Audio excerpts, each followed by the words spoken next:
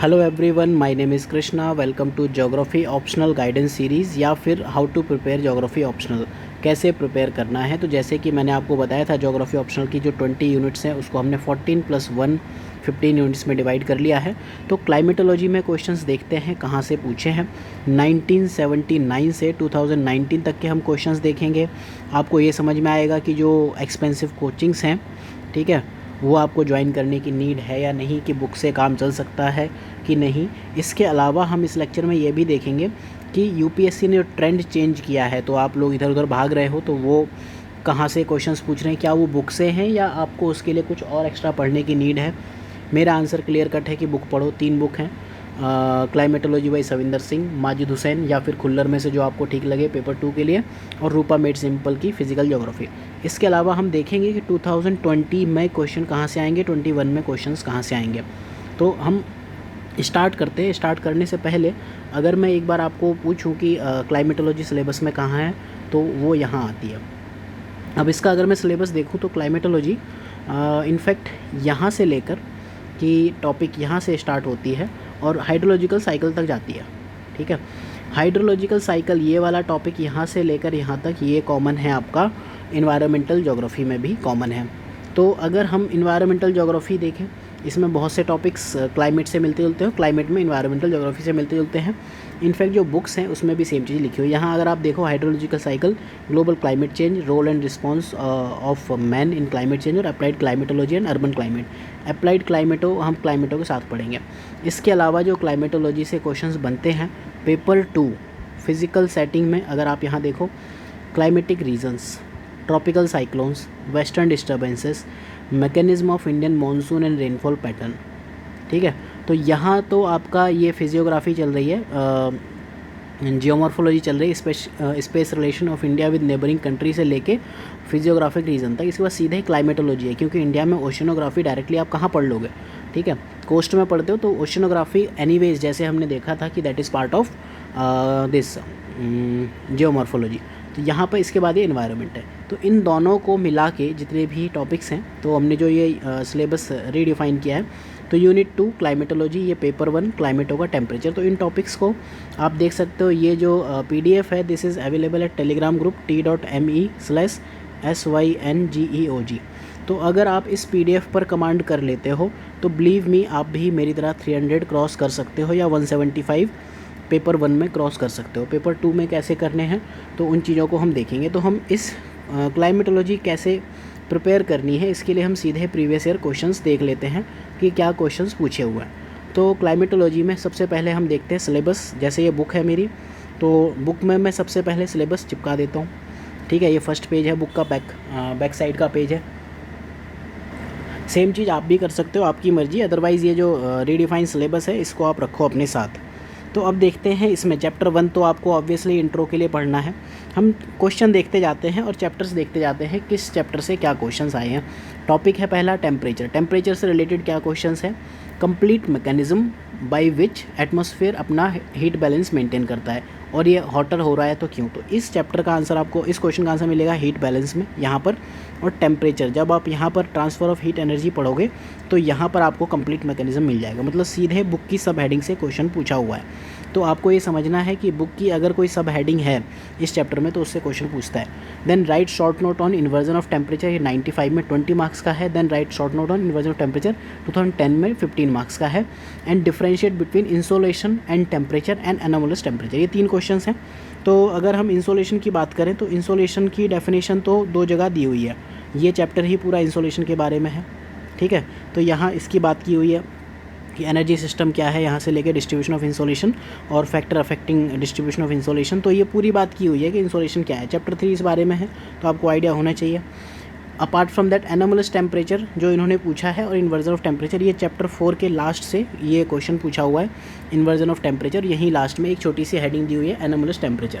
Anomalous temperature ये होता है कि सपोज़ नॉर्मली किसी एरिया में 20 डिग्री सेंटीग्रेड टेम्परेचर रहता है, बट उसके किसी एक पर्टिकुलर पॉकेट में, छोटे से उसके सब एरिया में 16 डिग्री टेम्परेचर है। तो वो जो एनोमलस, मतलब एक एनोमली आ गई, उसके बारे में क्वेश्चन पूछा है। तो टेम्परेचर से रिलेटेड अगर आपको क्वेश्चंस करने हैं, इनफैक्ट हीट बजट से डायरेक्टली कोई क्वेश्चन नहीं पूछा है। अगर आप ये वाला टॉपिक देखो, हीट बजट ऑफ अर्थ, तो इनफैक्ट ये ओशनोग्राफी में भी है।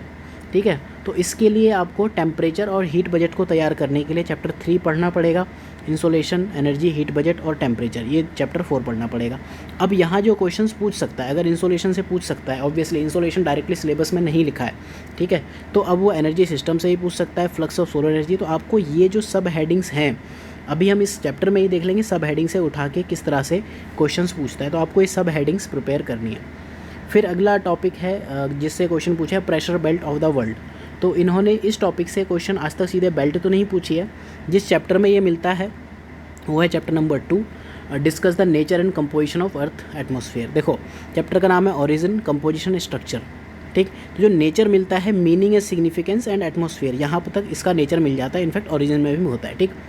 क्वेश्चन पूछा नेचर एंड कंपोजिशन, तो नेचर आपका यहाँ से हो गया, आपको ये चैप्टर पढ़ोगे समझ में आ जाएगा कि नेचर यहाँ लिखा हुआ है। कंपोजिशन सीधे है, सब हेडिंग पूछी है, तो अगर इससे अगली सब हेडिंग पूछेगा इस चैप्टर से तो वो स्ट्रक्चर ऑफ एटमॉस्फेयर पूछेगा। और यूपीएससी जिस तरह से एक्सपेरिमेंट्स कर रहा है तो obviously UPSC is going to ask these questions very soon. इसके बाद हम देखते हैं अगला टॉपिक, हीट बजट हमने देख ही लिया, चैप्टर नंबर 3 पढ़ना है हीट बजट। ओशियन का मैंने इसी में लिख दिया है, शॉर्ट नोट बना दिए हैं और कहीं अवेलेबल नहीं है, तो आप ये पीडीएफ कुछ 2-3 दिन बाद टेलीग्राम ग्रुप से डाउनलोड भी कर सकते हो। इसके बाद हम देखते हैं एटमॉस्फेरिक सर्कुलेशन। यहाँ क्वेश्चंस क्या पूछे हुए हैं, mechanism and significance of tricellular model. यहाँ पर पूछा है meridional circulation of atmosphere importance, मतलब फिर से ट्राईसेलुलर, और यहाँ आप यूनिसेलुलर भी बता सकते हो, अगेन यहाँ पर ट्राईसेलुलर पूछा हुआ है। तो इसके लिए जो चैप्टर है, ये जो आपको चैप्टर मिलेगा यहाँ पर chapter number 6 general atmospheric circulation, mechanism of general circulation में आपको दिखेगा यूनिसेलुलर मॉडल है, यूनिसेलुलर मॉडल जो हेडली का है वो है, देन ट्राईसेलुलर मॉडल। इसके बाद वेव थ्योरी जो आज के जेट स्ट्रीम सी या रोसबी वेव से रिलेटेड है, तो ये सीधे पूछा हुआ है। मेरिडोनियल सर्कुलेशन ऑफ एटमॉस्फेयर क्या होता है, यहाँ जोनल सर्कुलेशन पूछा हुआ है। जोनल, अगर हम इसको ऐसे डिवाइड करें एयर को, जोन आपके ये वाले होते हैं कि मतलब जो लैटिट्यूड को फॉलो करते हैं, जैसे इक्वेटोरियल जोन, इनको हम जोनल सर्कुलेशन कहते हैं। कोई एग्ज़ाम में पूछा आपसे मेरिडोनियल सर्कुलेशन, मेरिडोनियल क्या होता है, जब इस जोनल सर्कुलेशन का आप वो करते हो, क्या बोलते हैं, क्रिटिसिज्म करते हो, तब आप बताते हो एयर का सर्कुलेशन ऐसे नहीं होता है, एयर का सर्कुलेशन ऐसे होता है। तो जो जब हम ऐसे बात करते हैं लॉन्गिट्यूड के कॉन्टेक्स्ट में, तो उसे हम मेरिडोनियल कहते हैं। तो जो ये ट्राई सेलुलर मेरिडोनियल सर्कुलेशन है, ये वही पूछा हुआ है। अगर आप देखो तो 2 ही चीज़ें हैं, तो बुक में भी इनफैक्ट 2 जगह लिखा हुआ है। ये सविंदर सिंह की खास बात है कि वो सेम गाना कई बार गाते रहते हैं। इन्होंने सेम टॉपिक को लेके 4 अलग अलग बुक्स पब्लिश कर दी हैं। तो ये क्वेश्चन अगर आप देखो एटमॉस्फेरिक सर्कुलेशन, अब आपको अगर इस टॉपिक से और क्वेश्चन फ्यूचर में देखने हो, ऑब्वियसली ये पूछेगा मीनिंग एंड टाइप बता दो, जनरल सर्कुलेशन क्या होता है वो बता दो। इनफैक्ट यूनिसेलुलर मॉडल पर शॉर्ट नोट पूछ सकता है। वेव थ्योरी, ये आप रट लो, अगले 2 साल में ये क्वेश्चन आने वाला है, ठीक है। अप्लाइड पार्ट एनीवेज, जब आप ट्राई सेलुलर मॉडल, जब आप इसके बारे में बताते हो, जब आप डिस्कस इन डिटेल करते हो या मैकेनिज्म सिग्निफिकेंस ये बताते हो, ऑब्वियसली आप वेव थ्योरी मॉडल की बात कर ही दोगे कंक्लूजन में या इवैल्यूएशन में कि ये इसलिए सिग्निफिकेंट है, इसलिए नहीं है। Apart from that seasonal shift of pressure and wind belt, तो जो ये सिलेबस में लिखा हुआ है pressure belt of the world, तो ये तो आज तक डायरेक्टली पूछा नहीं है, लेकिन यहाँ पर सीजनल शिफ्ट की बात की है, तो ठीक है, इसकी हम आगे और देखेंगे क्या है। प्लेनेटरी विंड से क्वेश्चन पूछा, discuss the forces which govern air movement of earth surface. Rank 5 प्रथम कौशिक, उन्होंने काफ़ी अच्छे से बताया था। तो एनीवेज़ उन्होंने एक कोचिंग से तैयार किया था, मैं आपको बुक से बता देता हूँ, बुक में कहाँ लिखा हुआ है ये, चैप्टर 5 लिखा हुआ एटमॉस्फेरिक प्रेशर एंड मोशन। अगर आपको एक चीज़ पता हो कि जो प्रेशर है उस चैप्टर में ही फोर्स आएगा, फोर्स, प्रेशर और एरिया में कुछ रिलेशन होता है, आई थिंक ये आपको पता होगा, नहीं पता हो तो कोई बड़ी बात नहीं है, ठीक है। Pressure equal to force upon area. तो इस चैप्टर में अगर आप देखो तो एटमॉस्फेरिक प्रेशर, ये वाला जो टॉपिक है एटमॉस्फेरिक मोशंस, इनफैक्ट एनसीईआरटी में भी थोड़ा बहुत दिया हुआ है। तो pressure gradient and air circulation, Coriolis force, wind direction and related loss, frictional force. ये प्रेशर ग्रेडियंट फोर्स, इसको पीजीएफ कहते हैं, इसको सीएफ कहते हैं, और यहाँ पर 3-4 फोर्सेस हैं टोटल जो यहाँ दिए हुए हैं। एग्जाम में ये क्वेश्चन आया था, मैंने सीधे ये 4 फोर्सेस समराइज कर दिए, और बिलीव मी उसमें फिर नंबर अच्छे ही मिले होंगे जब 176 मार्क्स हैं तो, ठीक है। तो ये है, अब इस चैप्टर में से आप बाकी सब हेडिंग्स तैयार कर सकते हो कि मेरिडोनियल डिस्ट्रीब्यूशन ऑफ प्रेशर क्या है, हॉरिजॉन्टल, शॉर्ट नोट्स तो एटलीस्ट तैयार कर लो कि आपको पता हो प्रेशर ग्रेडियंट क्या होता है, ये सब चीज़ें क्या क्या हुआ करती हैं। तो इस तरह से ये क्वेश्चन भी आपका बुक से है। देन इसके बाद अगर हम लोकल विंड्स की बात करें तो चैप्टर 7 आपको पूरा पढ़ना है। Discuss development of local wind, ये क्वेश्चन पूछा हुआ है, development of local wind and their influence on local weather. इनके आपको 3 एग्जांपल्स देने हैं, एक बार एग्जांपल पूछे हैं वेल नोन लोकल विंड के। दूसरा जो क्वेश्चन पूछा है impact of local wind climate of an area. तीसरा पूछा है सिरोको और मिस्ट्रल। अब ये चैप्टर अगर आप देखो local wind meaning and concept पूछा है, साथ में डेवलपमेंट ऑफ लोकल विंड जो पूछा हुआ है, ये जहाँ जहाँ इन्होंने लोकल विंड की बात की है कि land and sea breeze, mountain valley breeze कैसे डेवलप होती है, उनका इन्फ्लुएंस क्या है, इम्पैक्ट क्या है, ये सब दिया हुआ है। इम्पैक्ट ऑन लोकल वेदर जब आप पढ़ोगे तो पैराग्राफ में दी ही 2 चीज़ें हैं कि लोकल विंड का ओरिजिन कैसे है, ये दिया हुआ है, और इनका इम्पैक्ट क्या है। 2 चीज़ों में बात की हुई है बस, और कुछ बात भी नहीं की है इसमें बुक में, ठीक है। तो ये जो सविंदर सिंह की सब हेडिंग्स हैं वही पूछ रहा है। अब एक चीज़ याद रखना, जैसे मैंने नितिन सिंघानिया बुक को दिया था 1 स्टार या 1.5 स्टार आउट ऑफ 5 स्टार, ठीक है। रीज़न क्या है, सविंदर सिंह बुक और नितिन सिंघानिया यहाँ भी आपको दिख रहे हैं कि बुक से क्वेश्चन है, उसमें भी आपको दिख रहे हैं बुक से क्वेश्चन है, लेकिन नितिन सिंघानिया जो बुक है या जो अदरवाइज़ आपको अदर बुक्स दिखती हैं वो अपडेट होती हैं एग्ज़ाम के बाद। सविंदर सिंह की बुक आज से कई साल पहले लिखी गई है, ये अपनी बुक का सिर्फ पहला पेज चेंज कर देते हैं और प्राइस बढ़ा के मार्केट में ले आते हैं, मतलब there is no new changes, कोई नए चेंजेस नहीं होते हैं। यहाँ क्वेश्चन पूछा सिरोको और मिस्ट्रल, इनके सैलिएंट फीचर्स बता दो। यहाँ सीधे पूछ लिया आपसे सिरोको एंड मिस्ट्रल, ये दोनों चीज़ें पूछ ली है। तो अब आपको एक चीज़ देखनी पड़ेगी कि ये नाम से पूछ रहा है सिरोको मिस्ट्रल, 2014 में इस तरह का पैटर्न आया, तो ऑब्वियसली आपको फिर लैंड सी ब्रीज तैयार करनी पड़ेंगी, ये तैयार चिनूक, फॉयन, संटाइना, ये नाम तो एटलीस्ट आप रट लो। देखो क्वेश्चन कहाँ से पूछ रहा है, चैप्टर की सब हेडिंग से। जैसे बास्केट ऑफ टोपोग्राफी वो सब हेडिंग से पूछा था, लेकिन ये जो अभी तक क्लाइमेटोलॉजी एंड ओशिनोग्राफी में क्वेश्चंस हैं वो चैप्टर की सब हेडिंग से पूछ रहा है। इनफैक्ट कई बार तो क्वेश्चन सीधे चैप्टर की नाम से पूछ लेता है, जैसे स्यूडो वॉल्केनिक फीचर पूछा हुआ था, वो सीधे चैप्टर का नाम है WT थॉर्नबरी बुक का, लेकिन आपने कभी ज़िंदगी में पढ़ी नहीं है तो क्या कर लोगे, ठीक है। तो ये लोकल विंड के लिए आपको क्या करना है, you know now. Then atmospheric stability और इनस्टेबिलिटी, ये देख लेते हैं। ये किस चैप्टर में है, आई थिंक ये ह्यूमिडिटी में है। ह्यूमिडिटी में अगर आप देखो एटमॉस्फेरिक ह्यूमिडिटी एंड कंडेंसेशन, इस टॉपिक में आपको दिखेगा stability and instability of the atmosphere, यहाँ दिख रहा है आपको, ये टॉपिक है, ये है। स्टेबिलिटी और वेदर का क्या लेना देना है, एटमॉस्फेरिक स्टेबिलिटी इनस्टेबिलिटी क्या है, ये थ्योरी इनकी क्या है, कंडीशनल इनस्टेबिलिटी क्या है, पोटेंशियल इनस्टेबिलिटी क्या है, यही क्वेश्चन पूछा हुआ है। Short note on atmospheric instability. Stability पे कभी नोट नहीं पूछेगा, जब भी पूछेगा इनस्टेबिलिटी पे ही पूछेगा। स्टेबल मतलब कुछ हो ही नहीं रहा है, वेदर काम है, ठीक है। और फ्रंटोजेनेसिस कैसे कंट्रीब्यूट करता है वेदर इनस्टेबिलिटी को लेके, ये इस चैप्टर में भी है। और जो ये फ्रंटोजेनेसिस है यहाँ पर जहाँ इसकी बात की हुई है कि weather condition associated with temperate cyclone, यहाँ बात की हुई है इन्होंने फ्रंटोजेनेसिस का जो कंट्रीब्यूशन है वेदर की इनस्टेबिलिटी को लेकर। तो 2015 में थोड़ा घुमा के क्वेश्चन पूछे, लेकिन पूछा वही है। अगर आपने दोनों चीज़ें पढ़ी हुई हैं तो आप कर लोगे। इसके बाद क्वेश्चंस मॉनसून से देख लेते हैं, कितने क्वेश्चंस आए हैं एक बार। तो मॉनसून से क्वेश्चन आए हैं, इंडिया के कॉन्टेक्स्ट में पूछा है मॉनसून। अगर आप देखो तो पेपर 1 में क्लाइमेटोलॉजी में मॉनसून लिखा हुआ है, पेपर 2 में फिजिकल सेटिंग में मॉनसून लिखा हुआ है। तो इन्होंने पूछा है explain the origin of monsoon. हम यहाँ बगल में क्वेश्चंस खोल लेते हैं। टॉपिक पेपर में local wind and seasonal wind में आती है आपकी मॉनसून, यहाँ देख लो आप। पेपर 2 में जो खुल्लर है, प्लीज़ डोंट रीड खुल्लर, बहुत फालतू बुक है। He is a product of Punjab university, मतलब उन्हें अपने बारे में डिस्क्रिप्शन भी यही लिखना आता है। उन्होंने सिर्फ इंग्लिश लिखी है, ज्योग्राफी के नाम पर माजिद हुसैन कॉपी पेस्ट कर दी है, ठीक। तो don't read that type of फालतू बुक्स, ठीक है। यहाँ मॉनसून पढ़ो, यहाँ पर आपको मीनिंग, कॉन्सेप्ट, टाइप, डिस्ट्रीब्यूशन, जो भी सब हेडिंग है इनसे क्वेश्चन पूछा है। जैसे यहाँ ओरिजिन पूछा है, describe and account for world distribution of monsoon climate, यहाँ पर world distribution of monsoon climate की बात की हुई है। Thermal north American modified climate क्या है, सीडो मॉनसून क्या है, एशियन मॉनसून क्या है, ऑस्ट्रेलियन क्या है, सीधे पूछ लिया। सिग्निफिकेंट डिफरेंस, ऑब्वियसली जब यहाँ लिखा हुआ है तो उनमें डिफरेंस बताया हुआ ही है, ठीक। इसके बाद जो मॉनसून से क्वेश्चंस आए हैं उनको देख लो। माउंटेन एंड क्लाइमेटिक बैरियर, जब आप मॉनसून पढ़ते हो तो उसमें हिमालयाज़ का ही तो रोल है, हिमालयाज़ हैं उसकी वजह से आपका बारिश हो जाती है, ठीक है। तो जो ये थर्मल कॉन्सेप्ट है that is this mountain is climatic barrier, effect on Indian monsoon. Origin यहाँ दिया हुआ है, seasonal characteristic of Indian monsoon, मतलब आपको माजिद हुसैन पढ़ने की नीड नहीं है, इसी बुक में सब दिया है। And this is far better book than Majid Hussain and Khullar. अगला क्वेश्चन पूछा है मैकेनिज्म ऑफ इंडियन मॉनसून, तो यहाँ पर मॉनसून है, इसके जो मैकेनिज्म दिए हुए हैं, यहाँ पर दिया हुआ कॉन्सेप्ट ऑफ ओरिजिन मॉनसून, वहीं पर इंडिया का मैकेनिज्म दिया हुआ है। Then hour spatial and temporal variation, ये यहाँ पर हो रहे हैं। सीजनल कैरेक्टरिस्टिक दी हुई है यहाँ पर है। इसके अलावा मानसून से रिलेटेड कुछ टॉपिक आपको पढ़ने के लिए माजिद हुसैन पढ़नी पड़ेगी, वो मैं आपको बता दूँ। इनफैक्ट मैप पढ़ना है, वो एनसीईआरटी में भी दिया हुआ है, और वो मैप हालांकि इसमें भी दिया हुआ है। जब आप सीजनल कैरेक्टरिस्टिक पढ़ोगे तो वहाँ आपको स्पेशल एंड टेम्पोरल वेरिएशन दिख जाएगा। Then important theories of origin of south west monsoon India, यही thermal concept and dynamic concept, ये थ्योरीज दी हुई है। एंड देन मॉडिफाइड कॉन्सेप्ट भी है, जेट स्ट्रीम थ्योरी, सब दी हुई है इसमें। Evaluate impact of characteristic occurrence of flood and droughts in different part, monsoon है और जहाँ आप फ्लड और ड्राउट्स पढ़ोगे वहाँ ऑब्वियसली आप मानसून पढ़ लोगे। ये एटमॉस्फेरिक इवेंट है, यहाँ पर फ्लड और ड्राउट है, यहाँ मानसून कॉजेज़ ऑफ फ्लड में, और इफ़ेक्ट कॉजेज़, यहाँ कॉन्सेप्ट क्या है, यहाँ मानसून की बात की हुई है, मानसून फेलियर का क्या रोल है क्या नहीं है, तो ये एक रिलेटेड क्वेश्चन है।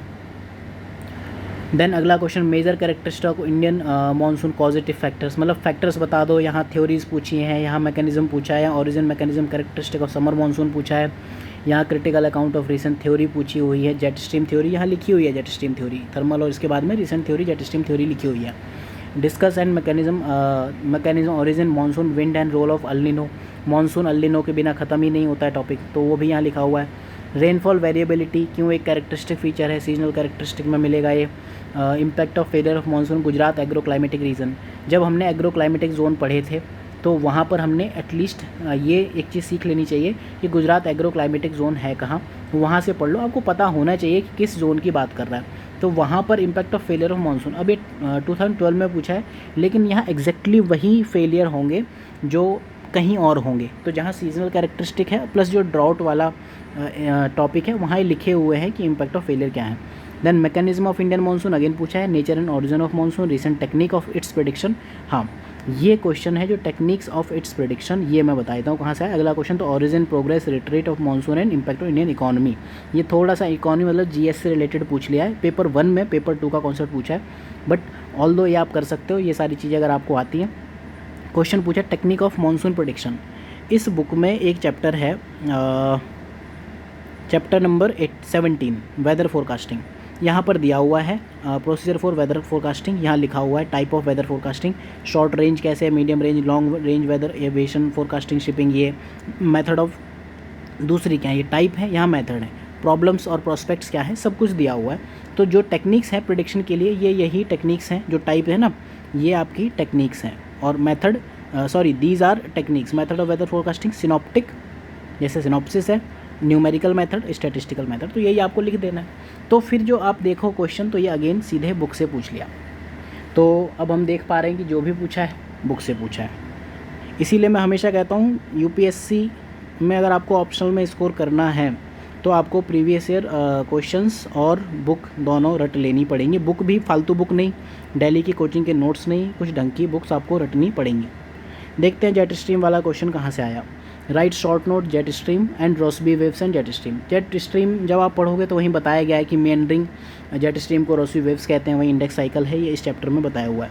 यहाँ लिखा हुआ है jet stream meaning, properties, type, index cycle, significance of jet stream, सब पूछ लिया है। अल नीनो ला नीना फिनोमिना जो हमने अभी मानसून पे बात की थी वो यहाँ भी दिया हुआ, walker circulation, El Nino circulation, ENSO यहाँ भी दिया हुआ है। तो इस तरह से ये क्वेश्चन आप देखो ये रिपीट हो रहा है। देन एयर मास का जो टॉपिक है ये है चैप्टर नंबर 10। तो चैप्टर 10 है आता यहाँ, दिस इज चैप्टर नंबर 10। यहाँ देख लो कैसे क्वेश्चन पूछे। Right short note on air mass, पूरे चैप्टर के ऊपर शॉर्ट नोट लिख दो आप, ठीक है, शॉर्ट नोट आप लिख दो, पूरे चैप्टर की जो आप समरी बनाओगे वो लिख दो। Attempt classification of air mass, उनकी कैरेक्टरिस्टिक दे दो, features and associated weather form of each class. Classification of air mass दिया हुआ है, ज्योग्राफिकल क्लासिफिकेशन दिया हुआ है, थर्मोडायनेमिक क्लासिफिकेशन, कंपोजिट क्लासिफिकेशन, ये है। Characteristic of major air mass यहाँ दिया हुआ है, कैरेक्टरिक फीचर और ईच क्लास सब कुछ दिए हुआ है, ठीक है। Define air mass, origin, movement, characteristic of air mass, role in world climate में क्या रोल है इनका। तो जो वर्ल्ड क्लाइमेट में रोल है वो दिया हुआ है आपका characteristic of major air mass में दिया हुआ है। और जब आप यहाँ पढ़ोगे एयर मास के कौन से होते हैं, टेम्परेट साइक्लोन, तो यहाँ पर जो weather condition associated with temperate cyclone है, आप यहाँ भी इस टॉपिक को कर सकते हो। तो दो जगह से सेम कंटेंट लिखा हुआ है, दोनों जगह पढ़ लेना, ठीक। इन्फ्लुएंस हो गया वर्ल्ड एयर मास में क्या है, यहाँ लिखा हुआ ही है। ये लिखा हुआ है क्लासिफिकेशन ऑफ एयर मास, जहाँ दिया हुआ है वहीं पे दिया हुआ है कि ज्योग्राफिकल क्लासिफिकेशन CP टाइप का 4 तरह के क्लासिफिकेशन दिए हुए हैं मेनली, तो वो है उनके जो इन्फ्लुएंसेस बहुत क्लियरली एक एक पैराग्राफ में दिए हुए हैं।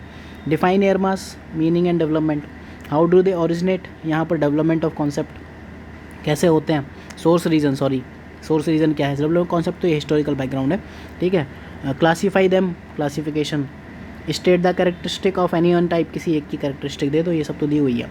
अगेन ये क्वेश्चन आपका इसी से बुक से 97 में 60 मार्क्स का पूछा हुआ है। Concept of air mass and present there classification, air mass बता दो, यहाँ CP पूछ लिया। अब 2012 में देखो CP पूछ लिया। अब जब आप यहाँ characteristic of major air mass पढ़ोगे ना, तो यहाँ CP MT 4 ही दिए हुए, C M P और T, इन 4 चीज़ों को मिलके एयर मास बनता है। तो यही क्वेश्चन सीधे पूछ लिए। तो पहले तो हेडिंग पूछ ले रहा था, अभी टाइप और सब हेडिंग में भी चला जा रहा है UPSC, तो ये आपको इतना समझना पड़ेगा।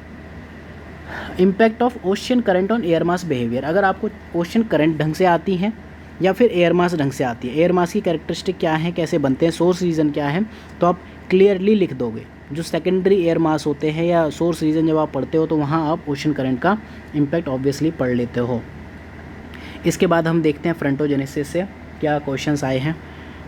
फ्रंटोजेनेसिस है chapter number 11। Concept of warm and cold front पूछा है, उनके साथ वेदर क्या एसोसिएटेड है, और फ्रंटोजेनेसिस वेदर इनस्टेबिलिटी को कैसे लेके आता है। इनस्टेबिलिटी मैंने बता ही दिया था। और यहाँ पर जो क्लासिफिकेशन ऑफ फ्रंट है, यहाँ पर वार्म एंड कोल्ड फ्रंट दिए हुए हैं, frontal zone, warm weather associated with front, मतलब जो यहाँ एग्ज़ाम में लाइन पूछ ली है वही यहाँ लाइन दी हुई है, ठीक है। तो फ्रंटोजेनेसिस के लिए आपको चैप्टर 11 पढ़ना है, बाकी सब हेडिंग एक बार देख लेना। टेम्परेट साइक्लोन तो खैर एनीवेज अलग से सिलेबस में है। इनमें देखो आप, टेम्परेट साइक्लोन, ट्रॉपिकल साइक्लोन और पेपर 2 में ट्रॉपिकल साइक्लोन। पेपर 2 में टेम्परेट साइक्लोन हो ही नहीं सकता है, ठीक। तो अगर आप देखो टेम्परेट और ट्रॉपिकल साइक्लोन में आपको पढ़ना क्या, type of temperate cyclone, characteristic पढ़ने हैं, यहाँ भी पढ़ने हैं, फीचर्स पढ़ने हैं, यहाँ टाइप ऑफ ट्रॉपिकल साइक्लोन, ठीक है, टाइप, कैरेक्टरिस्टिक, फीचर, ओरिजिन, ये अगर आप पढ़ो ना ये कंटेंट सेम है।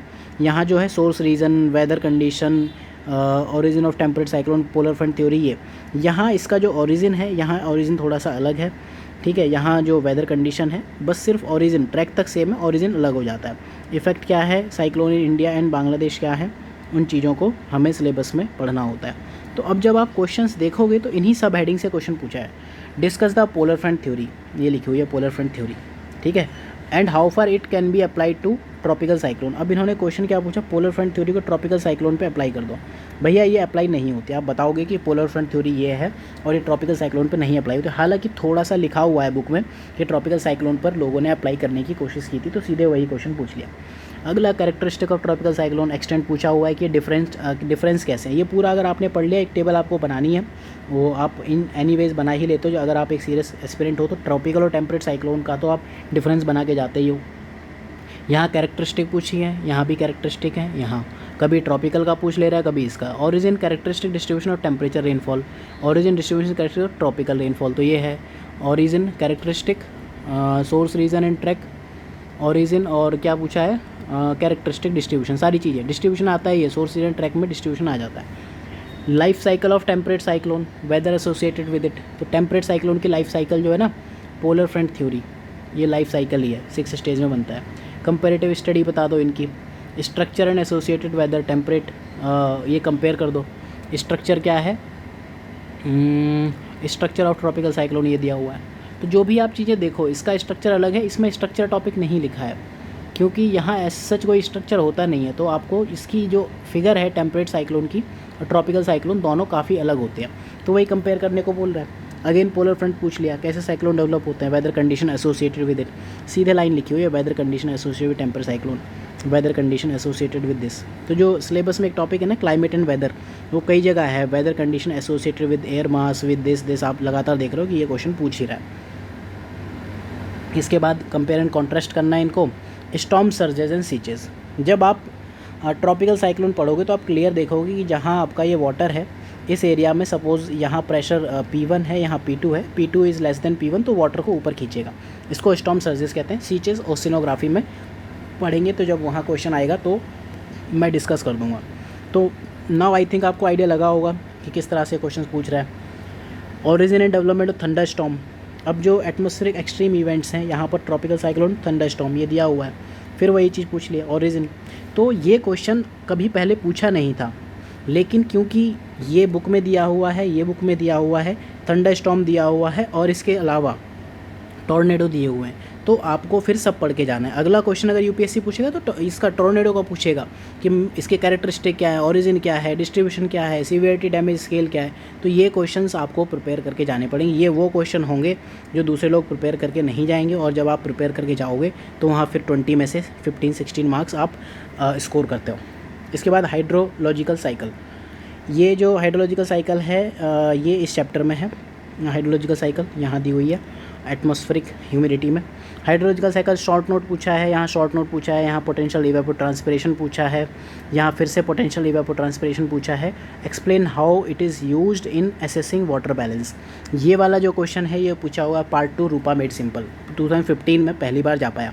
पोटेंशियल इवेपोट्रांसपिरेशन यहाँ हाइड्रोलॉजिकल साइकिल में ही पूछा हुआ है, बताया हुआ है। और साथ में जब आप यहाँ पर ये हम कोपेन ट्रेवर था, ये जब थ्योरीज पढ़ते हैं तो यहाँ पोटेंशियल इवेपोट्रांसपिरेशन का जिक्र किया हुआ होता है। Then role of evaporation hydrological cycle में, इवेपोरेशन के बिना कैसे हाइड्रोलॉजिकल साइकिल हो, 2018 में पूछा है। Then techniques to calculate potential evapotranspiration suggested by Thornthwaite, तो थॉर्नवाइट का जब आप मॉडल पढ़ोगे या फिर ये बैटर रूपा मेड सिंपल में दिया हुआ है, तो इस टॉपिक के लिए आपको रूपा मेड सिंपल से एटलीस्ट पढ़ना पड़ेगा। कुछ चैप्टर्स हैं जो रूपा मेड सिंपल के आपको पढ़ने पड़ते हैं anyways. Then type of precipitation में हम क्वेश्चंस देखते हैं कि क्या क्वेश्चंस पूछ रहा है प्रेसिपिटेशन में। Account type and distribution of precipitation on surface of rainfall, surface of the earth. तो देखते हैं प्रेसिपिटेशन के चैप्टर्स का है। Type of precipitation, global distribution of precipitation, man induced precipitation, ये सब दिया हुआ है। फॉग क्लाउड, फॉग और क्लाउड डायरेक्ट सिलेबस में नहीं है, लेकिन ये तैयार कर लेना कि मतलब एटलीस्ट आपको थोड़ा बहुत क्लासिफिकेशन ऑफ फॉग आना चाहिए। WMA का क्या क्लासिफिकेशन है, हॉवर्ड नेल्सन आई थिंक उनका क्या क्लासिफिकेशन है, ये सब आनी चाहिए। टाइप ऑफ प्रेसिपिटेशन सीधे पूछा हुआ है। और यहाँ पर जो अलग क्वेश्चन पूछा है, various kind of atmospheric humidity and their associated forms. तो ये ह्यूमिडिटी की जो फॉर्म्स है ना, कंडेंसेशन, प्रेसिपिटेशन, ये फॉर्म्स ऑफ कंडेंसेशन ह्यूमिडिटी की फॉर्म है, प्रेसिपिटेशन एक ह्यूमिडिटी की फॉर्म है, तो ये लिखना है। ह्यूमिडिटी की फॉर्म में आप वो नहीं लिखोगे, टाइप ऑफ ह्यूमिडिटी मेजरमेंट नहीं लिखोगे, ठीक है, वो अलग चीज़ है, ये अलग चीज़ है, ये ह्यूमिडिटी की फॉर्म नहीं है। ह्यूमिडिटी की फॉर्म ये होती है, फॉर्म ऑफ कंडेंसेशन ये वाली है, प्लस प्रेसिपिटेशन है, ये चीज़ें आपकी ह्यूमिडिटी की फॉर्म्स हैं। इसके बाद देखो ड्यू पॉइंट और वेरियस फॉर्म ऑफ कंडेंसेशन, जब भी आप कंडेंसेशन पढ़ोगे तो यहाँ ड्यू पॉइंट का कॉन्सेप्ट बहुत अच्छे से दिया हुआ है, रूपा मेड सिंपल में ज़्यादा अच्छे से दिया हुआ है। तो अगर आपको मार्क्स लाने रूपा मेड सिंपल, कुछ और बुक्स हैं जो एनीवेज मैं आपको बीच बीच में उनका जिक्र करता रहता हूँ जब पढ़ाता हूँ, लेकिन ठीक है फ़िलहाल के लिए आपको उतना डीप में जाने की नीड नहीं, ये एक बुक कर लो सफिशिएंट है। डिस्ट्रीब्यूशन ऑफ प्रेसिपिटेशन पूछा हुआ है, type and distribution of precipitation surface of earth यहाँ पर दिया हुआ है, टाइप एंड डिस्ट्रीब्यूशन, ठीक है। ये टॉपिक अलग अलग है, यहाँ ये टॉपिक है यहाँ पर और टाइप ऑफ प्रेसिपिटेशन, और जो ये टॉपिक है this is distribution of precipitation. Then global account of precipitation, यही एक मैप दिया हुआ है, उस मैप को बना लो, रट लो। तो पहले आपको एटलीस्ट वो टॉपिक करने, फॉग और ये आप छोड़ भी दो ना, बाद में कर लो, बट ये सिलेबस में लिखा हुआ है precipitation. Then Indian rainfall pattern और वेस्टर्न डिस्टर्बेंस, अगर आप इनको देखो मॉनसून में, तो यहाँ अगेन ये जो टॉपिक्स हैं यहाँ सब कुछ दिया हुआ है, ठीक है। तो आपको इनके लिए अगेन पेपर 2 पढ़ने की नीड नहीं है। पेपर 2 के लिए क्लाइमेटोलॉजी के लिए क्या पढ़ना है वो मैं बता दूंगा, इनफैक्ट आप बुक मत भी खरीदो चलेगा, मैं अपनी क्लाइमेटोलॉजी की बुक के साथ कुछ मैप ऑलरेडी शेयर कर चुका हूँ टेलीग्राम ग्रुप पर। t.me साइन GEOG, आप ज्योग्राफी ऑप्शनल कृष्णा सर्च कर लेना, मिल जाएगा, ठीक। तो जो रेनफॉल पैटर्न है, factor responsible for uneven distribution क्या है, पैटर्न ऑफ विंटर रेनफॉल क्या है, region account unusual pattern of distribution monsoonal rainfall 2017, current affair से रिलेटेड कॉन्सेप्ट है, लेकिन आपको सिर्फ उस साल के कुछ इवेंट्स बता देने थे, फैक्टर सेम थे, फैक्टर थोड़ी चेंज हो जाएंगे, जो इसके फैक्टर हैं वही यहाँ फैक्टर्स हैं। अगेन इन्होंने डस्ट स्टॉर्म और थंडर स्टॉर्म का रीज़न पूछ लिया। डस्ट स्टॉर्म उस साल के लिए नया था, 17 में पूछा, 18 में पूछा, 19 में पूछा, सेम क्वेश्चन पूछा है, ठीक है। मॉनसून इरेटिक क्यों, इनफैक्ट मॉनसून पर 19 में 2 क्वेश्चन पूछे हुए हैं, पेपर 1 में पूछा है, पेपर 2 में भी पूछा है। Discuss rainfall pattern and correlated special distribution of natural vegetation, rainfall pattern बताना है आपको यहाँ पर कि इंडिया का रेनफॉल पैटर्न कैसा है, कहाँ कैसा होता है, कहाँ ज़्यादा होता है, कम होता है, ये बता दो।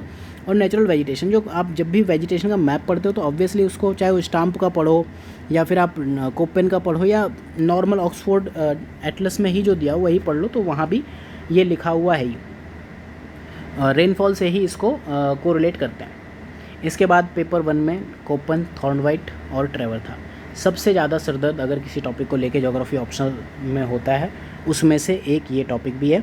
यहाँ पर आपको अननेसेसरी किसी कोचिंग के नोट्स पढ़ने की नीड नहीं है, बहुत ही फालतू कंटेंट लिखा हुआ है। हर कोचिंग के नोट्स पढ़े हैं मैंने, सारी कोचिंग के नोट्स हैं, आपको चाहिए किसी के पर्टिकुलर बता दो, मैं आपको स्कैन करके शेयर कर दूँगा। बट इस बुक में जो लिखा हुआ है ना उसके लोग आसपास भी नहीं है। I have made model answer on this, तो इसी बुक में ही मॉडल आंसर है, I share that on Telegram. तो कोपन थॉर्नवाइट ट्रेवर था। तो थॉर्नवाइट के दो मॉडल हैं, एक आपका 1948 का है, एक इनका 1932 का है। तो क्वेश्चन कैसे पूछा है, कंपेयर द बेसिस कोपन का थॉर्नवाइट से पूछो। एक चीज़ ऑब्जर्व करना कि ट्रेवर था का अभी एक बार भी नहीं पूछा था, तो 2018 में ट्रेवर था पूछ लिया। और बहुत से लोग ऐसे थे कि डिस्पाइट के सिलेबस में दिया हुआ है कभी पूछा ही नहीं है, तो हम क्यों पढ़ के जाएँ, तो वो फिर ये सीधा सीधा क्वेश्चन छोड़ है। आपको कोपन पढ़ना है, थॉर्नवाइट पढ़ना है, ट्रेवर था, साथ में ओलिवर और हिडोरे का एयर मास मॉडल भी पढ़ना है। जेनेटिक क्लासिफिकेशन बहुत ही अच्छा है, इससे आप एटलीस्ट कंक्लूड कर सकते हो। अब आप यहाँ देखो बेसिस पूछा हुआ है कोपन और इसका बेसिक क्राइटेरिया थॉर्नवाइट पूछा है, बेसिस ऑफ कोपन पूछा है, मेरिट डिमेरिट सब इसी में लिखा हुआ है। क्रिटिकली ड्रॉबैक ऑफ कोपन पूछे हुए हैं और थॉर्नवाइट ने कैसे उसको इम्प्रूव किया। CS type of climate, CS अगर आपको पता है तो कोपन, CS आप मेडिटेरियन टाइप है, कोपन ने क्या दिया वो लिखा हुआ है। थॉर्नवाइट ने 1848 में क्या क्राइटेरिया लिया। Main feature of climate classification system क्या है कोपन के, वो बता दो। एनोमलीज क्या है, मतलब प्रॉब्लम्स क्या हैं। अगेन यहाँ CS ही वापस से पूछ लिया है, 1999 में पूछा था CS टाइप, अगेन यहाँ पर CS पूछ लिया, बेसिस पूछ लिया, यहाँ पर बेसिस। तो क्वेश्चन जो पूछ रहा है ना बेसिस पूछ रहा है मेनली और स्कीम पूछ रहा है। तो आपको समझना चाहिए कि बेसिस क्या होता है। जो आपको नोट्स मिलते हैं ना वो बेसिस नहीं है, बेसिस तो 1 पेज के या 2 पेज के नोट्स में ख़त्म हो जाता है। तो ठीक है, इसके लिए आपको ये चैप्टर में मेनली ये पढ़ना है। इंट्रोडक्शन पढ़ लेना, ये बहुत ही इंपॉर्टेंट चीज़ है। अप्रोचेस क्या है इसके लिए, एम्पेरिकल क्लासिफिकेशन, जेनेटिक क्लासिफिकेशन और कंपोजिट क्लासिफिकेशन में डिफरेंस क्या होता है। देखो ट्रेवर था वाले क्वेश्चन में आपके मार्क्स तब आएंगे जब आपको ये पता होगा कि जेनेटिक क्लासिफिकेशन क्या होता है, तो आपको बियॉन्ड सिलेबस थोड़ा जाना पड़ेगा। इसके बाद क्लाइमेटिक रीजन, इस पर हम वापस आते हैं अभी कि इंडिया को क्लाइमेटिक रीजन में डिवाइड करो। कैरेक्टरिस्टिक बताओ, कोपन का जो स्कीम है वो बता दो और स्केच मैप क्लाइमेटिक रीजन का बता दो। इस पर हम आते हैं वापस से। जो ये लास्ट टॉपिक है अप्लाइड क्लाइमेटोलॉजी अर्बन क्लाइमेट, ये आपका दिया हुआ है इस चैप्टर में कि अप्लाइड क्लाइमेटोलॉजी में बहुत सारे टॉपिक दिए हुए हैं। सिलेबस में जो है वो यही है, आपको सब कुछ नहीं पढ़ना होता है। पहले ये पढ़ लेना अर्बनाइजेशन और क्लाइमेट एंड टाउन प्लानिंग, इस चीज़ को पढ़ लेना, ठीक है। तो इस बुक में इतने ही चैप्टर हैं। तो अगर मैं आपको ओवरऑल कहूँ इस बुक में आपको क्या पढ़ना है, चैप्टर 1 इंट्रोडक्शन के लिए पढ़ना है, चैप्टर 2 पढ़ना है, 3 पढ़ना है, 4 पढ़ना है, 5 पढ़ना है, ऑब्वियसली 6 पढ़ना है, 7 भी पढ़ना है, 8 ऑब्वियसली पढ़ना है, सीधे सीधे हर हेडिंग से क्वेश्चन पूछा हुआ है। 9 में फॉग क्लाउड आप टाइम बिंग छोड़ सकते हो, बाकी आपको पढ़ना है। 10 पढ़ना है, 11 पढ़ना है, 12 पढ़ना है, थंडर स्टॉर्म तक पढ़ लो, इसके बाद टॉर्नेडो तक पढ़ लो। ये जब इन्वायरमेंट की आप बुक पढ़ोगे वहाँ आप पढ़ लेना, आपको यहाँ तक पढ़ना है। ये टॉपिक इस बुक से नहीं पढ़ना है। क्लासिफिकेशन ऑफ क्लाइमेट 13 पढ़ना है, देन चैप्टर 14 मत पढ़ना, इन्वायरमेंटल ज्योग्राफी में हम साथ में पढ़ लेंगे बायोम्स के साथ में। देन क्लाइमेट चेंज, यहाँ पर जो सी लेवल चेंज है ना, ये जो सिलेबस में ओशनोग्राफी में है ना सी लेवल फ्लक्चुएशन, सी लेवल चेंज, वो यहाँ दिया हुआ, ओशनोग्राफी में नहीं है।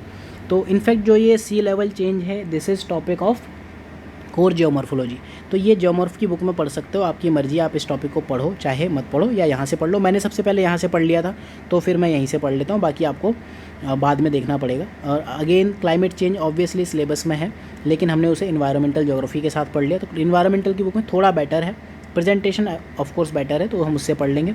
तो चैप्टर 15 आप इग्नोर कर सकते हो। ग्लोबल वार्मिंग, यहाँ से आप चैप्टर 16 छोड़ सकते हो, चैप्टर 17 पढ़ लेना, सीधे क्वेश्चन पूछा है। चैप्टर 18 में एटलीस्ट जो मैंने आपको 2 टॉपिक बताए ये पढ़ लेना, बाकी आपकी मर्जी, आपको पढ़ने हो तो पढ़ो, नहीं पढ़ने हो तो मत पढ़ो, आपका सिलेबस पूरा हो जाएगा। ये है रूपा मेड सिंपल।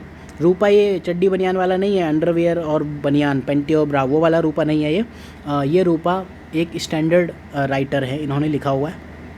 इसमें ये वाले चैप्टर्स हैं वेदर एंड क्लाइमेट, जब atmosphere energy, nature of atmosphere. In fact जो एक क्वेश्चन पूछा था ना नेचर बता दो, वो यहाँ लिखा हुआ है। नेचर वाला एक क्वेश्चन पूछा था जो मैंने कहा सविंदर सिंह में डायरेक्टली नहीं दिया हुआ है, तो वो हेडिंग इन्होंने नेचर से पूछ लिया, nature and composition of earth atmosphere. तो रूपा की हेडिंग भी पूछ रहा है, जैसे कोरल कोस्ट और लो एनर्जी कोस्ट, ये दिख रहे होंगे आपको ना, ये क्वेश्चन रूपा की हेडिंग पूछ रहा है। और क्या लोगे अब, मतलब जान लोगे। एग्जामिनर ये जानना चाह रहा है कि आपने बुक का इंडेक्स भी खोल के देखा है कि नहीं देखा है, ठीक है।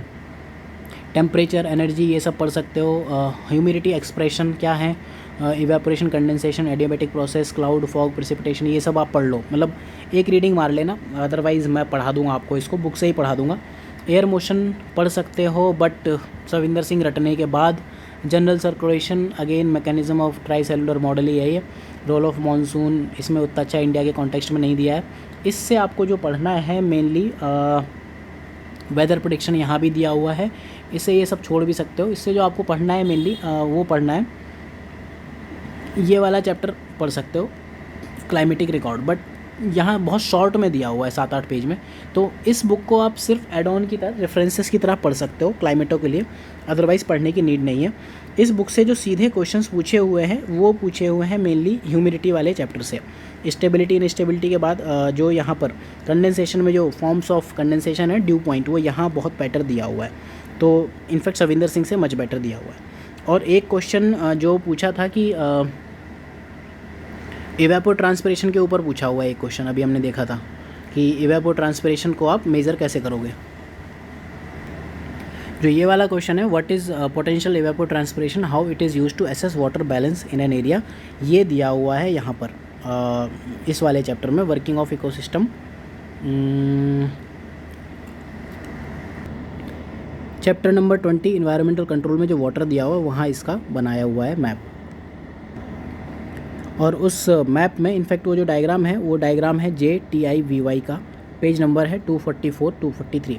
तो यहाँ से आपको ये मेनली ये चैप्टर पढ़ने हैं, बाकी आप छोड़ सकते हो इसको।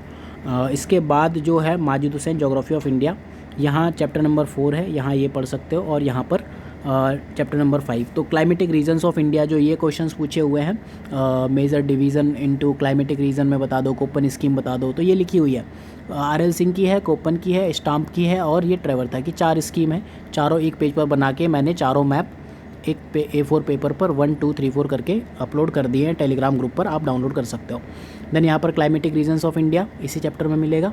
तो आपको एक ये चैप्टर के ये 4 पॉइंट पढ़ने, तो आप ये बुक से देखो मैंने इस बुक से क्या पढ़ा हुआ है, बाकी ये सब चीज़ें अलग, लेकिन इस बुक में जो है एग्जैक्टली आपको पढ़ना है वो ये पढ़ना है। तो आपको खुल्लर पढ़ने की नीड नहीं है, मैप यहाँ से उठा लो, बाकी पेपर 1 से उठा लो। तो मोरल ऑफ द स्टोरी मेरा कहने का ये है कि अगर आपको ज्योग्राफी में मार्क्स लाने हैं, ठीक है, तो you have to read standard books, ठीक है।